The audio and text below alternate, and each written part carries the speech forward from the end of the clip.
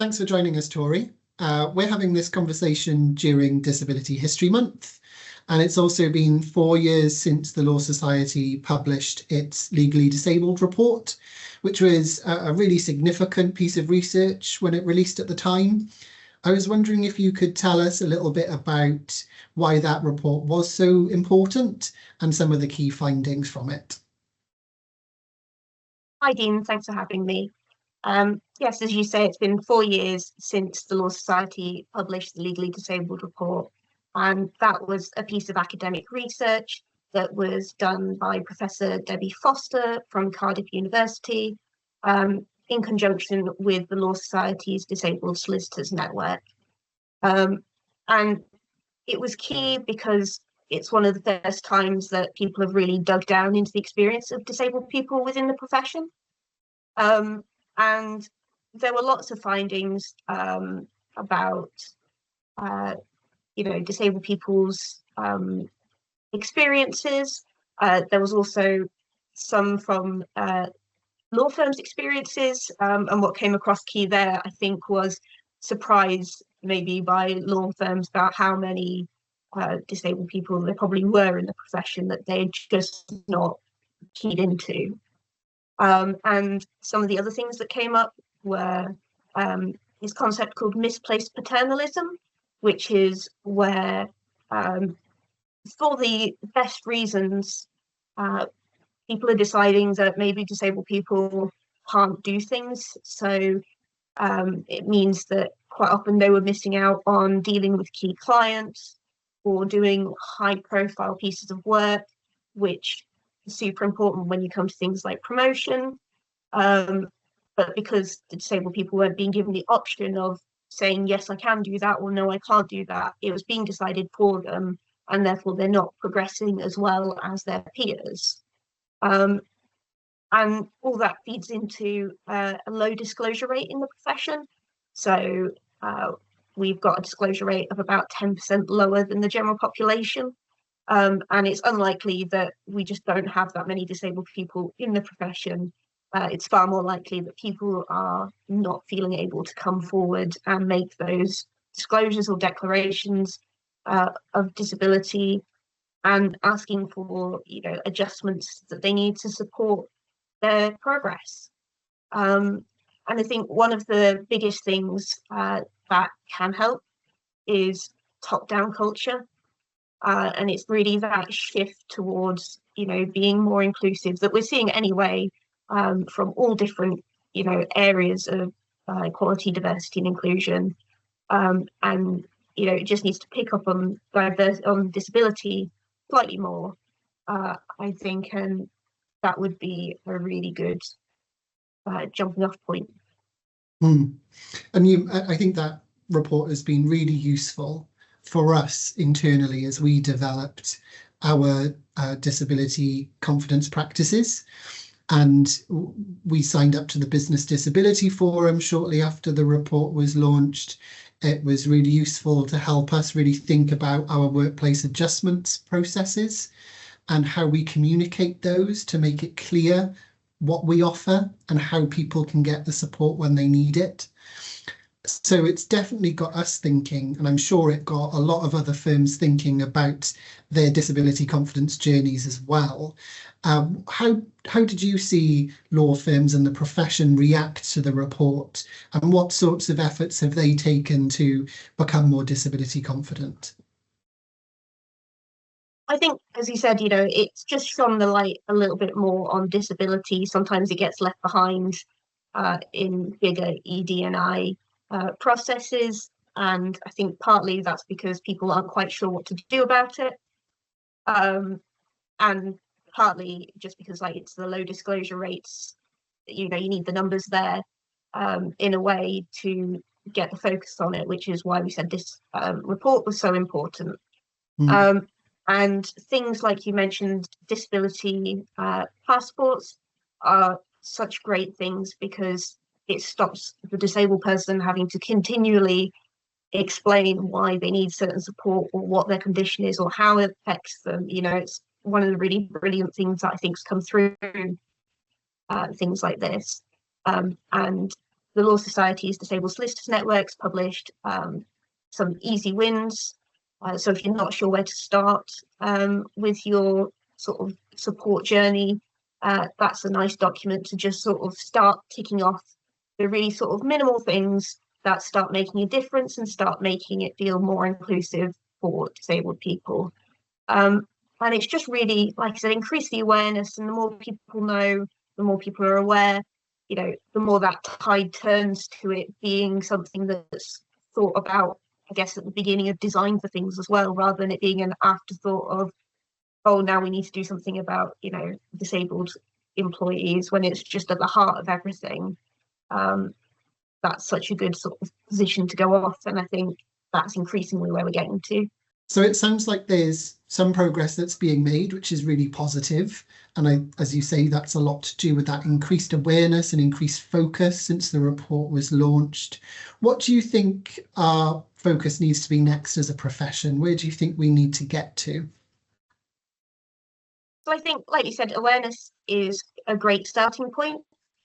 And the next bit is, having been aware that you have disabled people within your organisation, is to talk to them about what they actually find useful. There's, you know, in the disabled community, this big thing of nothing about us without us. And it's just, it reaches back to that misplaced paternalism point we were talking about earlier, which is, you know, disabled people are people, talk to them and find out what they need, what they find useful. And,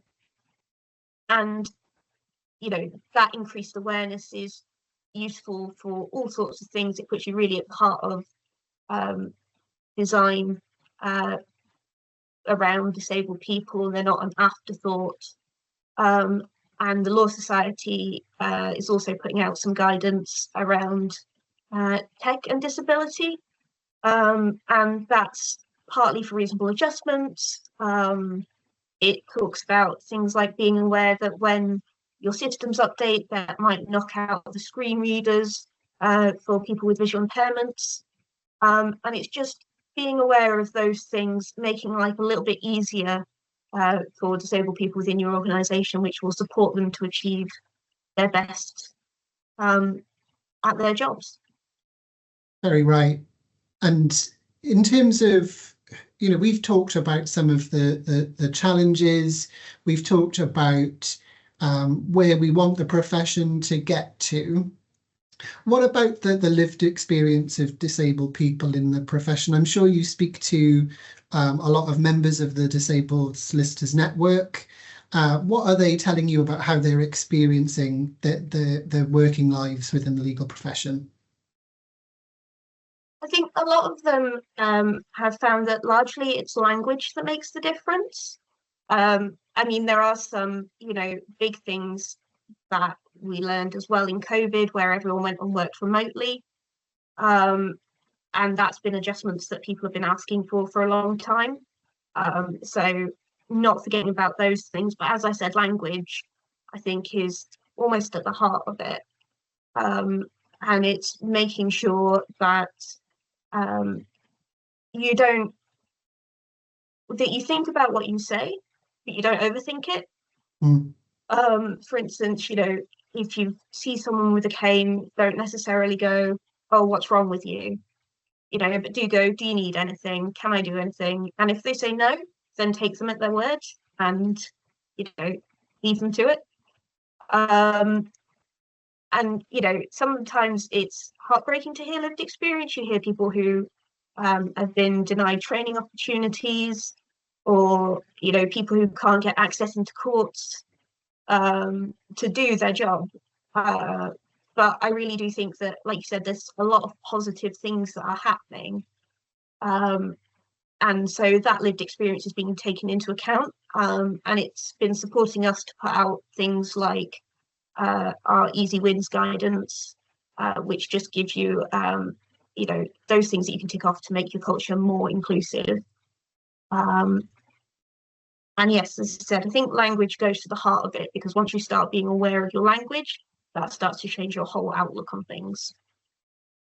So you picked up on the importance of language just then, and I'm sure there's lots of people who want to show their support, they want to be inclusive, they want to be allies to their disabled colleagues, but they might be worried about saying the wrong thing or getting something wrong.